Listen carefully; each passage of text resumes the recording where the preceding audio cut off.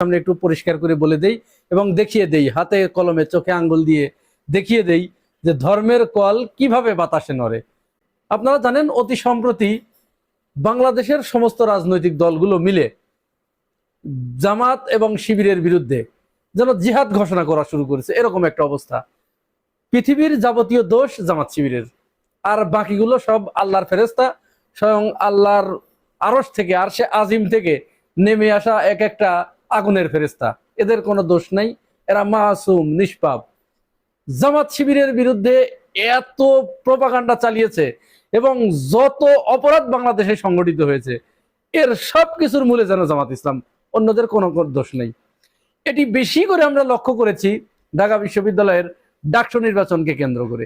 ডাকসু নির্বাচন কেন্দ্র করে যখনই ছাত্র শিবির তাদের প্যানেল ঘোষণা করেছে এবং ঘোষণা দিয়েছে যে তারা নির্বাচন করবে, তখন থেকে ঢাকা